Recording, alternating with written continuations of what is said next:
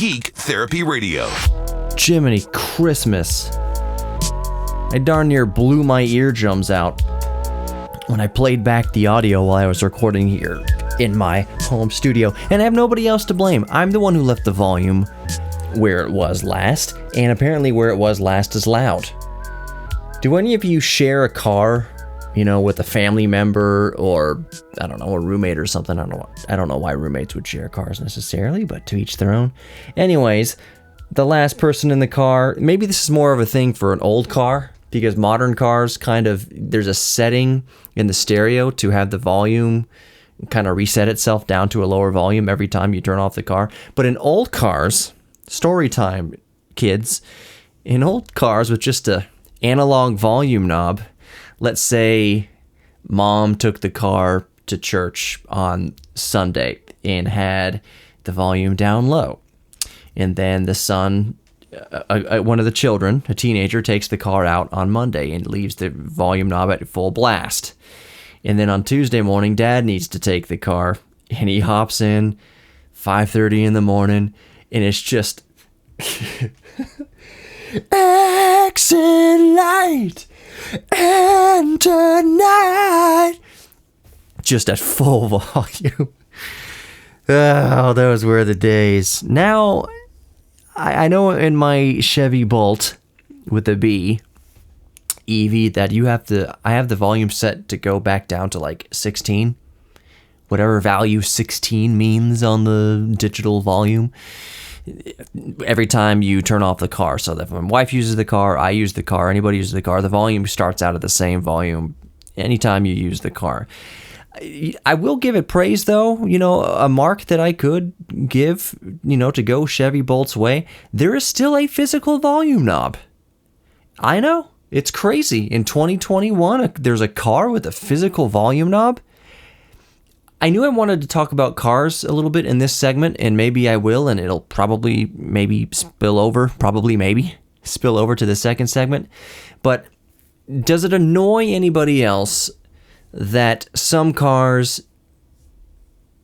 don't have volume knobs, that you have to press, God forbid, worst case scenario, you have to actually touch like a screen, like a tablet screen in the car to put the volume up or down? It's not a physical button. It's not even a physical button. It's like you actually have to rub a screen to turn volume up and down. I hate that.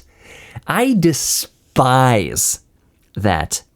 Audi got bad about doing that the past couple of years. Now they're kind of reversing track and kind of including physical knobs for important things like climate control and the volume of the stereo. But for a while, Audi was steering away from that, so to speak, using kind of the touchscreen knobs for everything. Touchscreen controls for air conditioner. Teslas do that. Teslas have touchscreen controls for stereo functions, for volume functions. I guess you can program them to the little balls in the steering wheel of, like the Model 3 and such, but I despise, and I know that I'm not alone. I know that I'm not alone in wishing and hoping and that the auto industry gets away from this touchscreen adjustment bullcrap as soon as possible. I have actually never driven a Tesla. I have been in a couple of Teslas. If you go back on my YouTube channel, you can see that the 8-bit guy and I cruise around Houston in his Tesla when he had his Tesla Model 3. So I can't, they're good cars from what I've gathered. They got some build quality issues apparently, and things can kind of fall off in the rain every once in a while. But the car itself drives really great. And I get the technology aspect of it. I just hate that. Come on, Elon. Can we have a physical volume knob and just like a knob down there to adjust the temperature of the climate control? Why does it all have to be on a screen? Why do you have to navigate through things? And I know with firmware updates and software updates, it kind of makes things a little bit easier. Maybe keeps the climate controls there at the bottom of the screen the whole time, or the volume for the stereo there at the bottom of the screen the whole time, whatever, permanently. But it's still rubbing on a screen. And let me tell you, from driving my Chevy Bolt around, it's a 2017 Chevy Bolt, full EV. I freaking love it. I love 95% of it. But within that other 5% of things that I absolutely despise about it is the infotainment system. The user interface, the usability of it sucks so bad sometimes. Just enough to be really annoying, just enough to be on my mind to tell you about. The actual sound system sounds good. Normally I don't give Bose high praise, but the Bose sound system in a car, fine. Road noise, highway noise, whatever. It's got a little subwoofer in there. The speakers all around and the doors are a little bit better than just paper, speakers that come in the base model. I have no complaints about the sound quality of the actual speakers and sound system in the Chevy Bolt. It's quite good for a car. But the actual infotainment center sucks so bad. I don't know. It's like they're using a 286 processor in there from 1989, from 1986. I can't imagine it's more than a dual core. It's probably a single core. I don't know the specs off the top of my head. Maybe it's a quad core ARM processor in there. I have no doubt in my mind that it's an ARM processor. So yeah, no, it's not a 286. But I guarantee you it's an ARM processor. And even if it was 8 cores or 12 cores or whatever, even if it had the Apple M1 chip inside of it, it still sucks so bad. It gets flummoxed and confused enough to be annoying. Don't you dare. So the way a lot of infotainment systems work now is that it doesn't have GPS, route guidance built into the car itself. It kind of uses your phone connection for the GPS. So you plug in your phone to most cars, you plug it into USB Type-C, and then you're using Google Maps and whatever for your GPS on the screen of the car. The car screen uses Apple CarPlay or Android Auto. Android Auto in my case. God help you if you need to unhook your phone from it and then plug it back in while you're driving. There's a 50-50 chance that the infotainment system's going to be like, what? What's happening? It's just going to be sit there and think like, what? You wanted to unplug the phone and plug it back in. I don't know what the hell's going on now. Sorry to curse, but it's frustrating. It's very frustrating. Sometimes it sits there and it freezes and you have to restart it, do a hard reset. I think it's like you hold the home button and the forward button, like the track forward button at the same time for like 10 seconds to completely reboot the system. Why? Why does it have to be so stupid? It is the year 2021 and the car came out in 2017. 2017 is still the 21st century. Why do car infotainment system suck? More Geek Therapy Radio coming up. Don't go anywhere. Visit Geek Therapy Radio on Facebook, YouTube, Instagram, all that good stuff. We'll be right back. All right. Welcome back to Geek Therapy Radio. You got your mental curator, Johnny Hamburger. We're talking about annoying things about cars. I guess that's at least the first 2 segments is annoying things about cars. At least in the DeLorean, it's so low tech. It's a classic car, 1983, came out in 1981, the first model. It was in development since the mid-1970s. That means that it's analog, baby. At least when something goes wrong in a DeLorean, and something will go wrong in a DeLorean, just like it will go wrong in any classic car. DeLorean gets a really bad rap. I've talked about that ad nauseum. Any classic car you own is going to have issues. But at least you know what to do with those issues in classic cars. When something is wrong with a stereo in a classic car, there's really not much that can be wrong. There's really not much to troubleshoot in that situation. If something goes wrong with the infotainment system in a modern car, you are likely screwed. It's not something that is usually user serviceable. Usually the dealership's going to have to plug in a proprietary computer system to a proprietary port, not just through the OBD2 connection, and it's going to have to do some things, and you bet your bottom friggin' dollar the dealership's going to say, oh yeah, you need a new infotainment system. It's going to be at least $1,500 for the head unit. You know what? That's bullcrap, and I know that that's what dealers do. Because my mom she bought a used 2009 Toyota, what is it called? Vienna? Toyota Versa, I think it is. It's like a big 4-door. It's almost like a mix between an SUV and a minivan almost, except it's 4 giant doors. It's a nice car. It's a Toyota. It's a very nice car. Nothing against it. Toyota, by and large, makes great cars. But there was something wrong with the head unit inside of the car. And Mom said, yeah, I brought it to the dealership and they quoted me something like $2,000 to replace the head unit to make the GPS and stuff work again. I was like, don't do it. She asked me what's my opinion on it. I was like, don't. They are trying to rob you. They are absolutely trying to rob you. Shame on them for taking advantage of a sweet old lady. I was like, that's a DIN 2 head unit. That's the form factor of it, DIN 2, DIN 2. So it's like a double-spaced head unit. There's DIN 1, which is like the narrow cassette thing, cassette and CD player things in old cars. More and more cars go proprietary with their head units.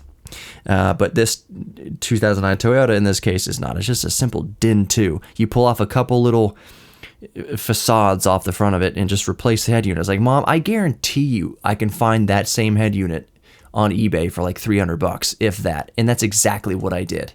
And we ordered it, and they had a local mechanic, install it for like $50 or $100. A far cry from the $2,000 the dealership was going to quote. Highway robbery, shame on you. And I wish I remember what dealership said it. I really do, because I would roast them over the coals for it. That is not acceptable. Yeah, it's going to be $2,000 to replace the head unit. Bullish. Bull. Anyways, so we're talking about annoying things with cars.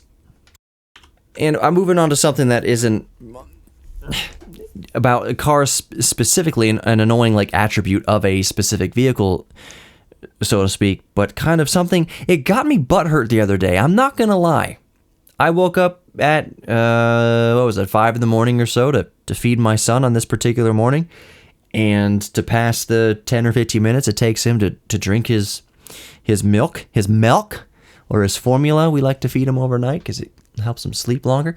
Anyways, I was checking my Marco Polo.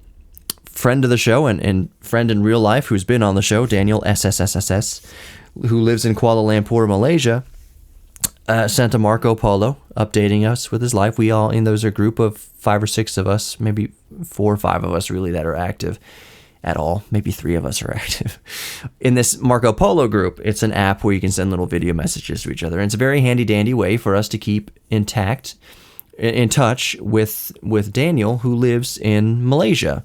And a lot of my friends in that group work for the same company, so they're all over the world all the time doing different jobs. It's just a way we kind of keep in touch. So I'm checking the Marco Polo. Dan is telling us that he and his wife are looking for a car in Kuala Lumpur, which is kind of because his wife is pregnant and she's about to have a baby, and it's going to be amazing, and it's just kind of safer and more convenient to have a car when you have a baby than to rely on public transportation. But in Kuala Lumpur, it's a little more rare to have a car. And so he was telling me in the Polo, and this is what got me like unreasonably butthurt. And my wife heard me, in the response, and she's like, well, looks like you got a topic for your next show. Yeah, I guess I do if I'm this butthurt about it. He was telling me the price of cars in Malaysia. And basically, in a nutshell, what the Malaysian government does is put such high taxes on foreign imports that you almost have no choice to buy the local brand. So you have no choice but to buy a Proton or a Perdua or whatever the cars made in Malaysia are called. Those cars are cheap, but if you want a Toyota, if you want a BMW, well, I'll stay with the kind of normal brands. If you want Toyota, if you want a Honda, Volkswagen, something like that, and import into Malaysia, the taxes are so high that Daniel was saying that if you just want a Honda Civic, how much does a Honda Civic cost here in the United States? You can probably get a Honda Civic here in the United States for a good one for around $20,000 US dollars.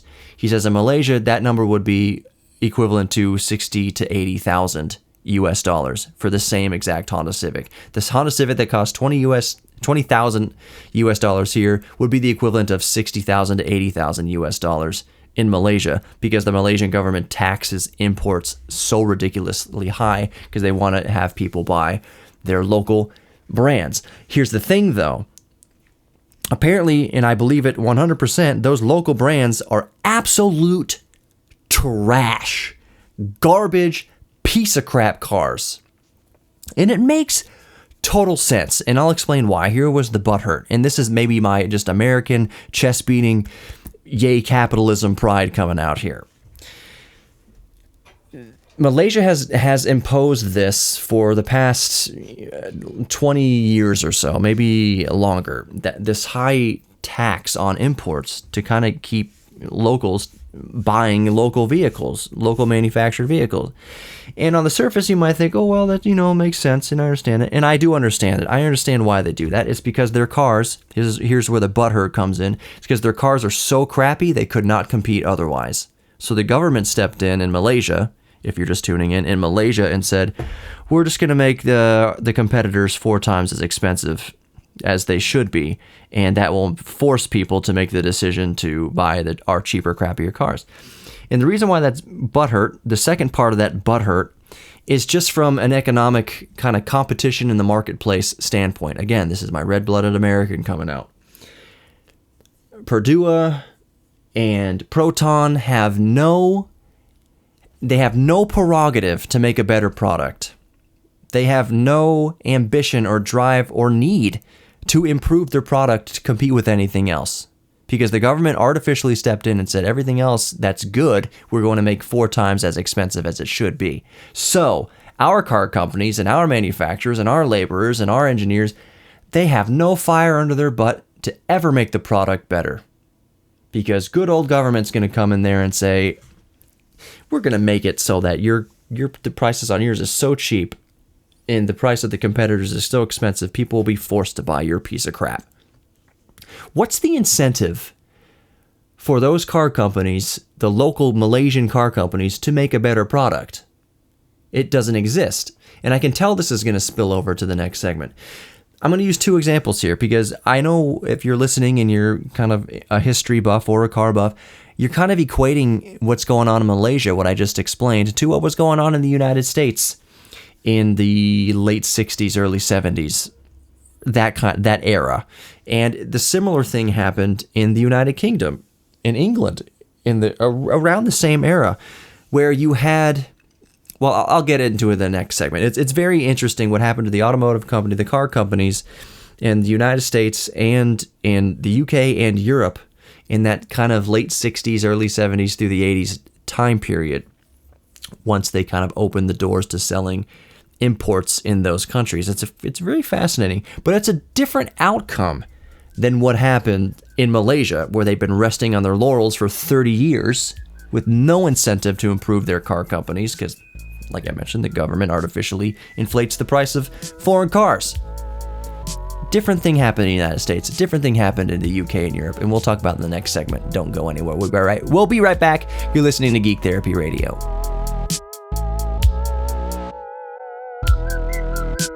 Welcome back to Geek Therapy Radio. You've got your mental curator, Johnny Hemberger, and I'm butthurt about car stuff right now. I'm butthurt at the Malaysian car market. If you're just joining Geek Therapy Radio, I know if you're listening to the podcast, this was an instantaneous transition from segment 2 to segment 3, but if you're listening to the radio, you heard 5 minutes of God knows what in the commercial break.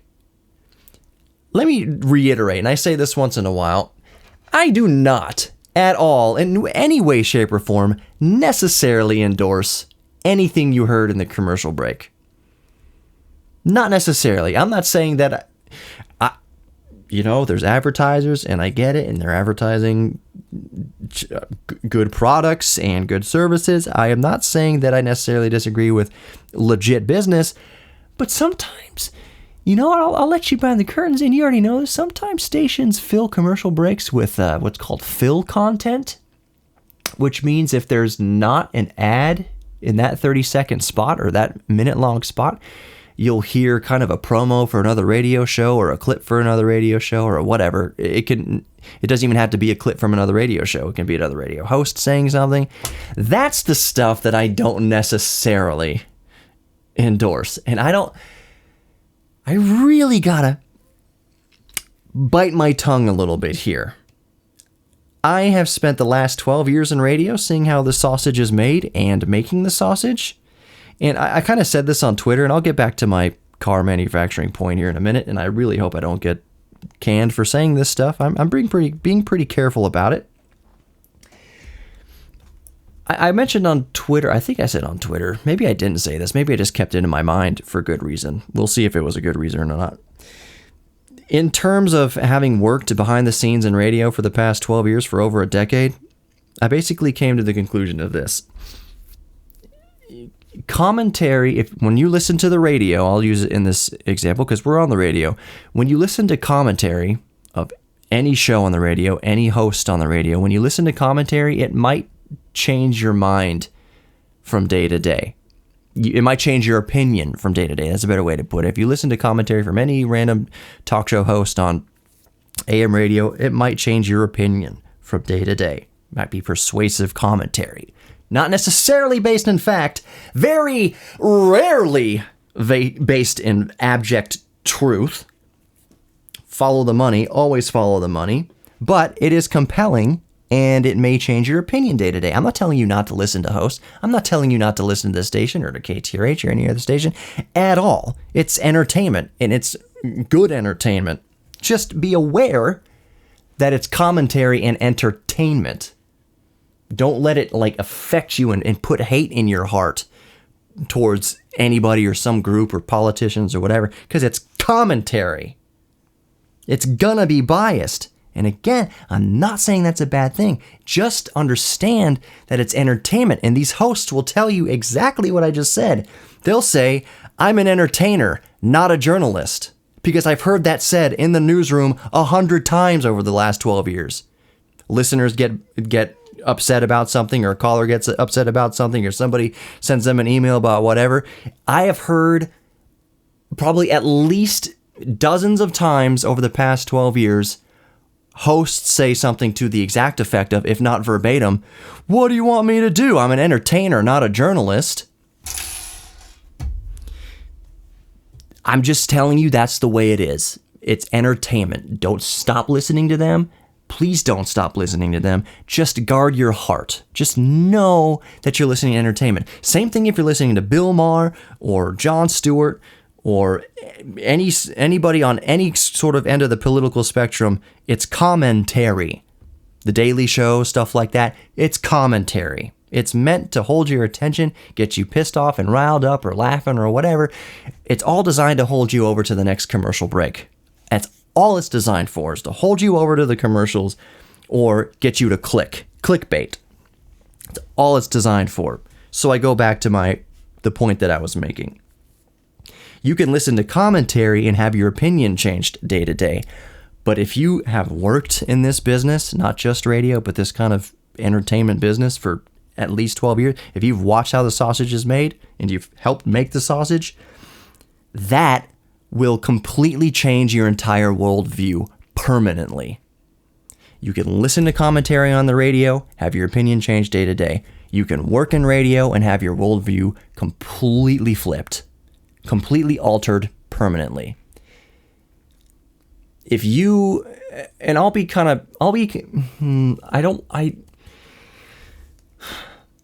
got into radio in about 2009, and I was definitely kind of one way politically minded. And I thought that getting into radio and these radio stations would line up perfectly with the way I was kind of politically minded at the time. A lot of things have happened over the past 10 or 12 years, just in government and in politics and in entertainment. But I will just say, after being in this business on these radio stations in Houston, these AM talk radio stations, it has forced me to center, basically, I would say. I hope to be center. And it basically keeps me objective. It's like, I know what the facts are that the personalities obtain, and then I know what comes out the other side, because it has to come out that way on the other side. Because simple facts and stating a simple what happened and where it happened and when it happened, that's not sexy.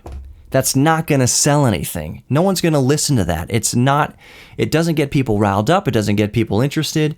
You have to spin it a certain way to get people and keep people glued to the radio so that they get to the commercial break. It has to be packaged that way or else it doesn't work. In other words, if you want to, I'm getting spicy on here. We'll see what happens to me after this segment airs. You have to, if you want to feed your family, and I understand that pull on it too. If you want to feed your family, if you want to support yourself in this business, on these types of radio stations and on liberal types of radio stations, you have to toe the line. You have to toe the line. If you don't toe the line, you will be pulled into an office and have somebody tell you, you need to get on board with this. You're going to lose listeners if you don't start speaking this way about a certain somebody. If you don't get on board with this person, then you are going to lose listeners and we're going to lose advertisers. That's what happens in this business if you want to keep earning a living with it. You have to toe the line. You can't deviate from it. If you have an independent thought that goes against what the higher-ups think that the P1 wants to hear, and I'll tell you who the P1 is in Houston. 65-year-old white male in the Woodlands. That's the P1. That's who every host on these stations is talking to. Those are what the advertisers are advertising to, and it makes complete sense. 65-year-old white man in the Woodlands is the P1 because he has a lot of money. He's going towards retirement. Maybe he's not quite there. Maybe he's already there. He's made all his money. He spends all his money. That's why you hear the types of ads that you hear for real estate and investment firms and retirement things and ED pills and all that kind of stuff. That's exactly why that's who the P1 is. You have to speak to that P1. What is that P1? What is that 65-year-old white guy who's been listening to KTRH in this case, in this example, for 25 years? What administrations have they lived through? Have they voted in? What is their political leaning out there? 65-year-old white guy in the Woodlands. What's he going to most align with?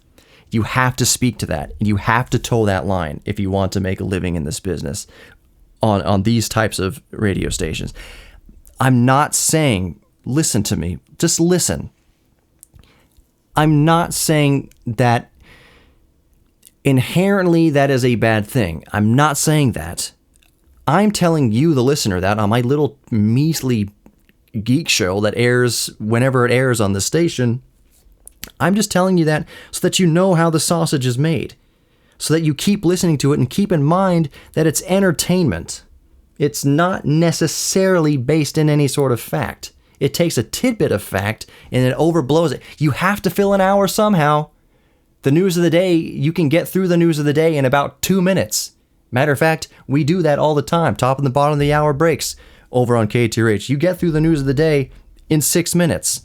Who, what, when, where. And then the last 58 minutes of the hour, or whatever the content is speculation as to why. And you have to speculate the way that the P1 65-year-old white guy in the Woodlands would speculate. And if you don't speculate exactly that way, you will be pulled into an office and told, you better get on board with this. If you want to keep your job here, if we want to keep advertisers, if we want to keep everybody happy, do not deviate from that line. That's just the way it works. That's just the way it works. I'm just saying, keep in mind that almost everything you hear is entertainment. Even Geek Therapy Radio. I get saucy on here. Speaking of that, we'll be right back. Don't go anywhere.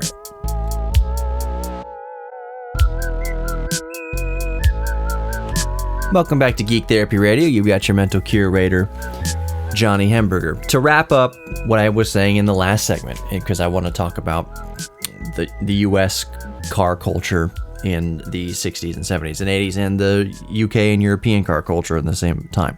But to wrap up on the last segment, what you need to keep in mind when you listen to commentary for hours a day on talk radio is that there is vested interest in distorting the truth wildly to fit the needs of what they think the P1 wants to hear.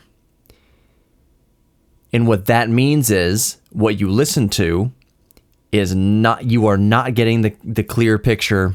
You are not getting the whole story. It is rigged against you precisely to keep the whole story from you.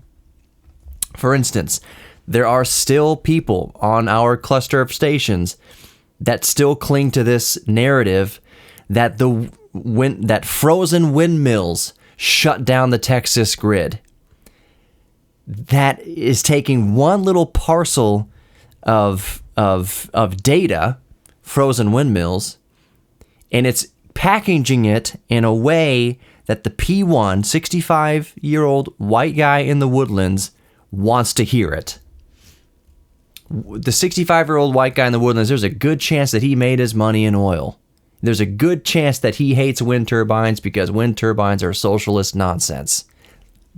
And that's how the commentary is packaged. But you are not getting the whole picture. I've talked about this on the whole show. The whole picture in that scenario is that renewable energy only makes up 20% of Texas's energy grid. And it was only a handful of windmills, wind turbines that froze. That is not enough to knock out 100% of the grid. What really happened, what these personalities won't tell you because it does not fit the narrative, is that 100% of the grid failed because the other 80% also failed. The other 80% of the grid is fossil fuel. Most of it is fossil fuel. The natural gas infrastructure failed. The coal infrastructure failed because none of the infrastructure was winterized. Windmills did not shut down the Texas grid. They couldn't. There was not enough of them to make a dent in shutting down the Texas grid. It was something like a few 100,000 people lost power that you could mathematically directly attribute to the wind generators being frozen. The other 4 million people had no power because fossil fuel failed in Texas. That's the truth. That's the facts. That's the data. But it doesn't fit the narrative, so most hosts on the station will never say that. And if they did say that, they'd be pulled aside. You need to toe the line. Don't you dare go after oil and gas. Don't you dare lump them into this. Yes, they did factually fail. Yes, 4 million people lost power because fossil fuels failed in Texas. Don't mention that. Stick to the wind generators. That sticks it to socialism. And we want the 65-year-old white guy in the Woodlands P1 who we're marketing to be pissed off at the windmills. That's just how it works in this business. And when you know that fact, I hope it makes you guard your heart better. You are not getting the full story. You are getting the juicy, saucy, entertaining commentary because a frozen windmill's funny. It just is to certain types of people. It's just, that's egregious to certain types of people. So that's the narrative you're going to stick with if you want to keep people pissed off and listening to the radio dial to get to the next commercial for erectile dysfunction pills. Don't talk about the 80% of the grid that was fossil fuels that failed. Don't you dare do it. Stick with the wind generators. That's going to get people pissed, and that's going to get 65-year-old white guy in the Woodlands sticking around to the commercial break to buy natural gas generator. Oh my goodness. Nothing against natural gas generators. Nothing against natural gas. You know, I'll even it out here. You know that I take issue with facets of the Green New Deal, and I often call extreme environmentalists, I lovingly call them greeny weenies. And all I mean by that is on that extreme end of the spectrum, you're burying your head in the sand for the realities of we should eliminate all internal combustion engines by 2025. You can't do that. It's impossible. It's not realistic. It's not logical. So I take issue with that extreme side either, which leads me, I hope, to be leaning more center. I'm not liberal. I'm not conservative. Is an argument logical or is it illogical? Does the math work out? Does the science work out? Another narrative that we stick to in these parts is this whole masks don't block COVID tripe that you'll hear often on these clusters. What the truth is that no, masks do not block all of the spread of COVID. Some people say, "Oh, it's like a tennis net blocking golf balls." No, that's not. I mean, that's not a real. That's the narrative, and that's the talking point you'll stick to. What the real data is, what the real science is that masks reduce the spread of COVID. Reduce. But the flip side of that narrative is that masks don't stop COVID. That's the narrative you're going to stick to get to the P1, to appeal to the P1. Masks reducing COVID, that's the truth of it. Reducing, well, there's still wiggle room in there. Reducing doesn't mean eliminate. So then you're going to stick with the talking point, masks don't eliminate the transmission of COVID. No, but it reduces it. Any help towards the ending the pandemic is good. It's kind of like going to the greenie weenie side of things. Mazda just released plans for an internal combustion engine that cuts emissions by 30%. And you'll have greenie weenie saying, we don't need any more internal combustion engines. Well, can't you see the progress here of reducing emissions by 30%? That's good. That's progress in the right direction. Let's take the progress we can get. Don't you see how that's a good thing? So I try to be center. If some argument on either side of the aisle is illogical, it's bunk. And you are not going to hear logical arguments because there's a vested interest against you that you won't hear the logical argument. On biased outlets, in commentary, you will not hear the full story on The Daily Show, which is largely considered to be a liberal outlet of commentary. You're not going to hear the full story on a lot of our stations, which is a conservative outlet of commentary. You're just not. There's no sex appeal in it. There's no way to get you to the ad break. Anyways, I digress. We'll see if I get in trouble for these past couple segments. So what was happening in the U.S. car market in the 60s and 70s and 80s was that the Japanese cars were coming in. And for a long time, U.S. car manufacturers, the big three, GM and Ford and Chrysler, there was no competition, so the cars turned into crap. You had awesome land yachts in the 50s and then 60s, and they started becoming just crap. And then the Japanese market came in with their light, compact things that were super reliable and super good value for money. And in the United States, that meant the big three automakers, now they had competition, so it made cars better across the board. GM and Ford and all that started making better cars. Same thing happened in the UK when they opened up to business in the EU and they could start selling British cars in Europe. They said these cars are crap. And then we had the European cars coming into the UK and they said these cars are much better than what we got. So British car manufacturers had to get better, and they did get better. Competition made cars better across the board. And that is exactly the opposite of what happens in Malaysia. I got saucy in this one. We'll see if I'm still here next week. Either way, you are worthy of love. Take care. If you'd like to sponsor Geek Therapy Radio, just go to geektherapyradio.com and let's talk.